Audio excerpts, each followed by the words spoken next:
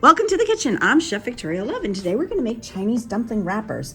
I cannot wait to make these. We are making Chinese food this month and studying the culture of China, and we went to the store to get dumpling wrappers and they didn't have them. So what a great opportunity for us to learn how to make our own.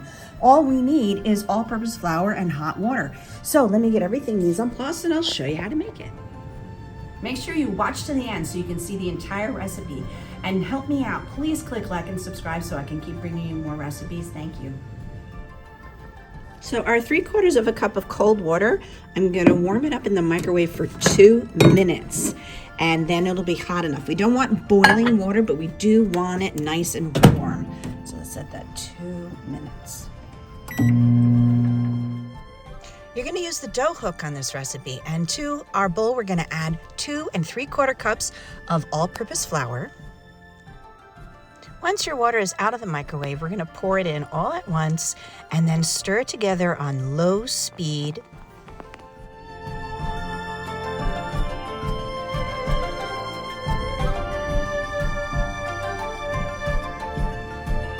So if you notice it's pretty dry and not really coming together, just add a little bit more, like 1 teaspoon or even sometimes just a little bit of a drop, and let that work its way into the dough. All right, once you see that your dough is coming together like this, then what we're gonna do is set the timer for 5 minutes and let this knead. Now the timer just went off, and as you can see, our dough has really come together into a ball, and let's check and make sure it's not sticky anymore. So let's see, and there we go. It's not sticking to me at all. It's ready. So we're gonna put it into a bowl and let it rest in our bowl for 1 hour. So I'm just gonna cover that with some saran wrap and give it 1 hour, a little hour nap to let all those gluten strands rest. Our dough has rested for an hour. So now we're gonna take it out, and what we're gonna do is we're gonna divide it into 4. So it should be a little bit sticky, and we're just gonna put it down and this is a dough scraper, so you can use a knife or one of these. I'm gonna divide it, eyeball it in half, press down, and then we're gonna divide each of those in half as well too. So we're gonna make quarters. So we just press it down.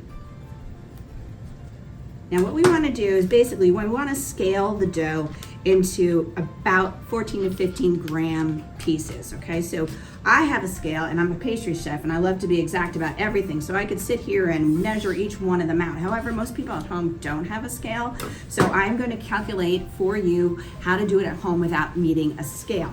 However, to show you if you do have a scale, we're just going to roll each piece into a log, and we want to cut it and measure it. So I'm using grams, so make sure your scale is set to grams, and just gonna cut, so this is about 6 inches long, cut it in half. Now this one I'm just gonna cut and see how much that is. That is not the right amount, but I just wanna show you. So that's only 8 grams. So we're gonna need a little bit more. And that's 14 grams exactly. So once you have it this size, we're gonna pinch it together and roll it in our hand so we get a nice round ball, really without any creases. It's like working with Play-Doh. Okay, and once you get that, you can continue and do all of them. I'm gonna show you with more detail to use the ruler. We're gonna measure it 7 inches and divide it. And when you do have it, we're just gonna get a little flour on our surface, roll it back and forth, back and forth. Do that a couple of times. You might need a little more flour if it's sticking to the table. Back and forth. And then you're gonna pick this up off the table.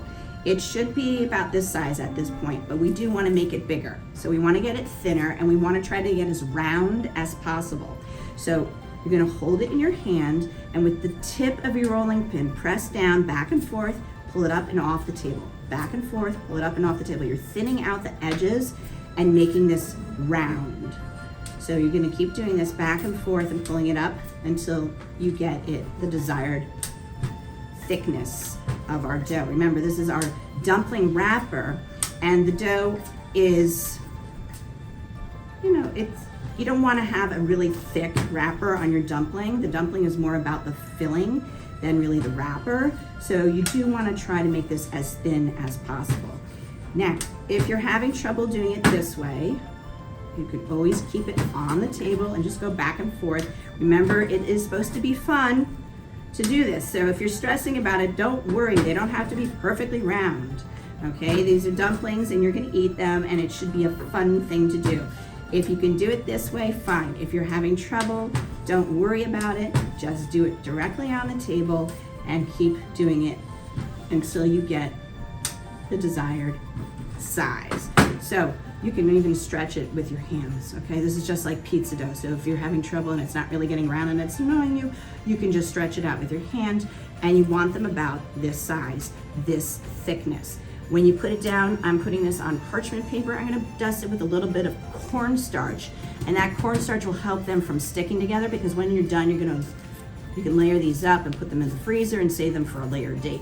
So there we go. There are dumpling wrappers, and I have to continue rolling all of these out.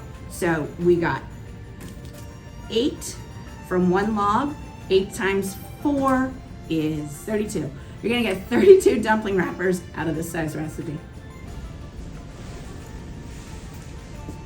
Now everybody doesn't have a scale at home, so this is what I have figured out. Roll this into a log 7 inches long.